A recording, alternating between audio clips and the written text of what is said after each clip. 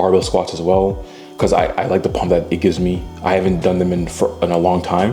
I think I started doing them a couple months ago when I went to Florida, and I didn't realize I could do them. I started doing them again, amazing pump. So I started incorporating that too. At the end of the video, I'll show you like an example of my workout that I do, but I just find that it's easier for me to get in all the reps or sets on one day versus even splitting them up twice.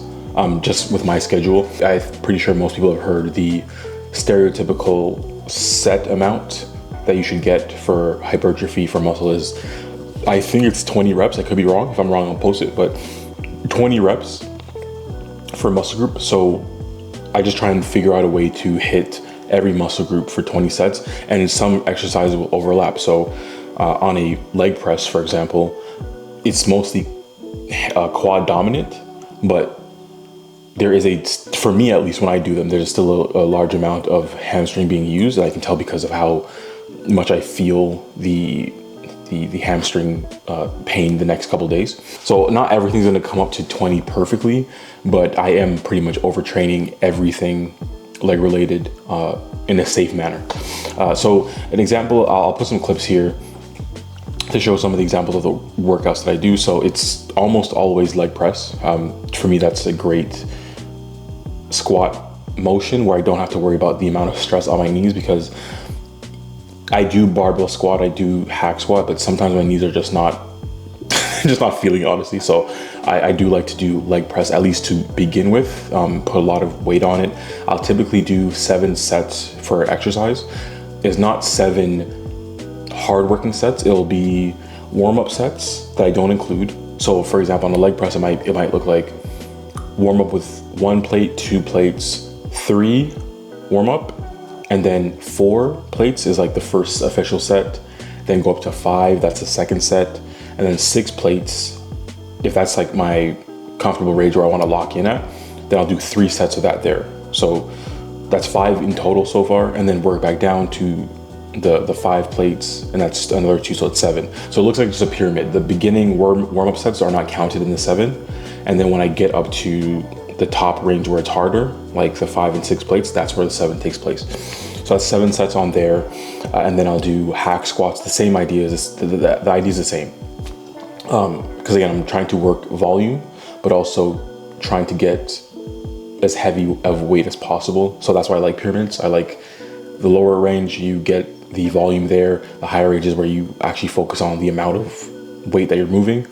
And everything's warm and everything's flowing and the pump is nice. Everything's good about that. I'll do barbell squats as well, because I like the pump that it gives me. I haven't done them in a long time. I think I started doing them a couple months ago when I went to Florida, and I didn't realize I could do them. I started doing them again, amazing pump. So I started incorporating that too.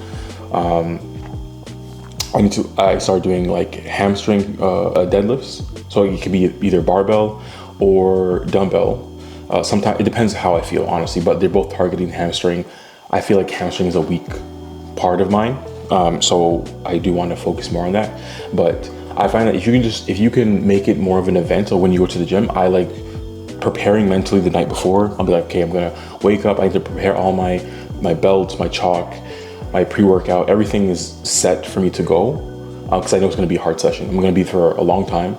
And it's just, to me, it's better. I've gotten more results that way while being able to still play the sports that I want to play.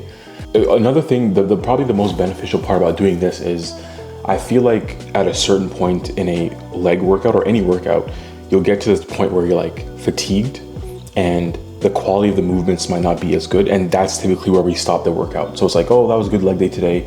Start off again like 3 days from now. Because I know it's only 1 day of work, it's like the workout almost goes like this. It's like increasing difficulty, and then it's like fatigue or like the peak, and I'm forced to stay there because I have so much more work to do, right? Whereas, like I said, if it was just 2 days a week or 3 days a week that I did legs, it's like you get to this point and then you get to the 4th exercise and you're like, oh, I'm done, and then you wind down, go home, whatever. Because it's just 1 day, every exercise almost feels like it's up here. Like, because I do 7 sets on leg press, and then you have to go to barbell squat and then go to all these other exercises and do a lot of them in heavy weight as well, the amount of work you're doing at the peak of like your capacity is consistently up here, right?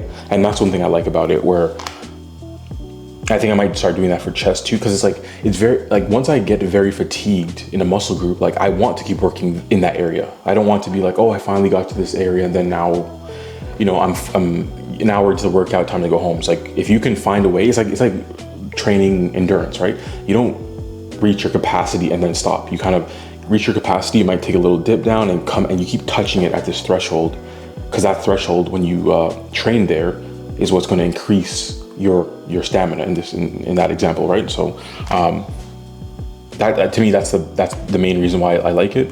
But I've seen good growth from it, and it saves a lot of time, and I feel like I can get the same amount of volume and weightlifting than if I just split them up into 2 weeks. Like I said, I might come in, split them up into 2 days. I might come in one of those 2 days and just not feel it. You know what I'm saying? Like, I'm still kind of sore from the last workout, so I don't get a quality workout in. The 1 day a week, I'm very rested. I'm very prepared. So it's very rare that I don't have a really good workout on one of those leg days. So that's the reason why I do it. I'm not saying that you should do it, but I'm just saying that's why I do it. So, yeah.